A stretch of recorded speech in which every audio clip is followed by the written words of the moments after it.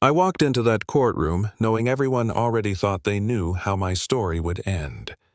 The whispers were loud enough to feel the smirks even louder, and right there at the other table sat my ex-husband, Marcus Cole, leaning back like the verdict was a formality, like I was just a speed bump on his way to lunch. He actually laughed when he saw me sit down alone. No attorney beside me, no briefcase, nothing fancy, and he said it out loud too. This should be quick, and yeah, that happened. Let me back up for a second because nothing about this was quick for me. For months, Marcus had dragged me through hell with a smile, telling anyone who'd listen that I was unstable, irresponsible, dramatic, the kind of woman who needed to be managed. I believed him longer than I want to admit. I'd shrunk myself down so small I almost disappeared inside my own life, and that morning sitting there in a borrowed jacket with my hands shaking under the table, I felt like maybe he was right. He stood up, confident, polished, and addressed the judge like they were old friends. "Your Honor, my ex-wife doesn't even have legal representation. She couldn't afford it. I don't see why we're dragging this out." His lawyer smiled politely, the kind of smile that already assumes victory. People behind them chuckled like they were watching a show. I tried to speak my throat dry, my voice barely there, but Marcus waved his hand like he was brushing off a fly. "She's wasting everyone's time," he said. "Let's finish this. I've got a flight to catch." The judge glanced down at the file pen hovering, and I swear I felt my chest cave in. This was it. This was the moment I lost everything. Then the doors opened. Not gently, not politely. They opened with purpose. A tall man stepped in calm, unhurried, wearing a simple dark suit, no flash, no drama, just presence. The room shifted like the air itself changed its mind. He walked straight to the front, set a folder on the table, and said, "Your Honor, I will be representing Ms. Rowan Blake, effective immediately." Marcus froze. His lawyer blinked. "I didn't even breathe." The judge raised an eyebrow. "And you are—" The man handed over his card. Elliot Kane. That name rippled through the room. Marcus's smile cracked just a little. See, Elliot Kane wasn't just some attorney who wandered in late. He was the kind of lawyer people whispered about, the one corporations settled with before he even filed. And the wildest part, I hadn't seen him in over 20 years. Because Elliot Kane was my brother. The brother who vanished when we were kids, the one I was told ran away, the one I mourned like he was dead. He looked at me, then really looked at me and said quietly, "You don't have to do this alone anymore." My hands started shaking for a different reason. Marcus jumped to his feet, panic dressed up as outrage. "This is absurd. She can't just pull a lawyer out of thin air 5 minutes before a ruling." Elliot didn't even look at him. "You're welcome to object," he said calmly. "But you might want to consider why you're suddenly nervous." Marcus flushed red. The judge cleared her throat and allowed Elliot to proceed. And just like that, the balance tipped. Marcus tried to regain control, launching into the same old story about how he'd supported me, how I contributed nothing, how I was lucky he'd tolerated me as long as he did. Every word felt familiar, like a rerun of arguments I'd lived through at home. But this time, someone stood up for me. "Objection," Elliot said, voice steady. "Unsupported claims and character assassination." Marcus laughed brittle now. "You don't scare me." Elliot smiled, just barely. "You will." The hearing paused for a recess, and out in the hallway my legs nearly gave out. Marble floors, echoing voices, everything too bright, too sharp.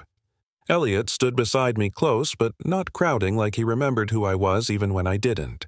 I wanted to yell at him, hug him, demand answers all at once. Before I could say anything, Marcus stormed past, hissed threats, promised consequences. Elliot met his eyes and said, "I'm protecting my family." That word hit me harder than anything else that day. Family. I thought I didn't have one anymore. Turns out I was wrong. When we went back and the real fight started, Marcus's lawyer tried to paint me as unstable, emotional, unfit. Elliot let him talk, let him dig. Then he stood and said, "Let's talk about the offshore accounts." The room went quiet. Marcus snapped, "What accounts?" Elliot slid documents across the table. transfers, shell companies' money that vanished from disclosures. Marcus's confidence drained like someone pulled a plug. And then came the twist that blew the room apart. Funds diverted to an account under a different name. Gifts, apartments, corporate cards. "That account belongs to your girlfriend, Elliot," said calmly. Gasps. Marcus stood up shouting, pointing at me, calling me a liar, blaming me for everything. The judge shut him down hard. For the first time, Marcus looked small. I didn't feel victorious yet. I felt like I was going to fall apart. Out in the hallway again, my chest tightened, breaths coming shallow. "What if they believe him?" I whispered. "Years of being told I was weak don't disappear in a day." Elliot knelt slightly so we were eye level. "He trained you to doubt yourself," he said. "That doesn't make you broken, it means you survived." I cried then, the ugly kind, the kind you don't plan. He stayed. Didn't fix it. Didn't rush me. Just stayed. "I've got you," he said, and somehow that was enough to stand back up. The next day I walked into that courtroom different. Same person, same history, but something had shifted. Marcus saw it. His jaw tightened. Elliot played recordings. Marcus's voice filled the room, mocking me, plotting to leave me with nothing, laughing about how I'd never fight back. The judge didn't hesitate. Violations, investigations, assets frozen. Justice landed heavy. When it was over, reporters swarmed outside. I spoke once. "Silence isn't weakness," I said. "Sometimes it's survival, and one day you stand." Marcus pushed through the crowd, stripped of his charm, drowning in consequences. I didn't watch him go. I didn't need to. I thought that was the end. It wasn't. In the days that followed, we uncovered everything. Marcus had sabotaged my job application, sent letters calling me unstable, accessed private records. He'd even transferred ownership of his company into my name to dodge liability, using me as a shield. I confronted him at his own office, walked into his boardroom, watched the directors vote him out. He lost his empire not because I became ruthless, but because I finally stopped believing I was nothing. The final hearing sealed it. Arrests, ownership confirmed, restitution ordered. Marcus begged me one last time, voice shaking. I looked at him and said, "You don't get one more day." And for the first time in my life, I meant it. So why am I telling you this? Because stories like mine aren't rare.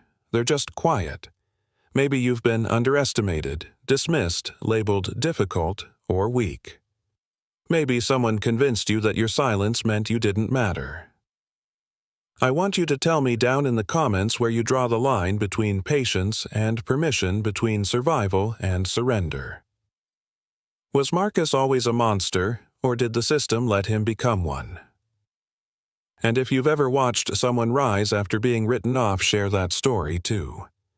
Let's talk about power, about justice, about what happens when the person everyone ignored finally stands up and says enough.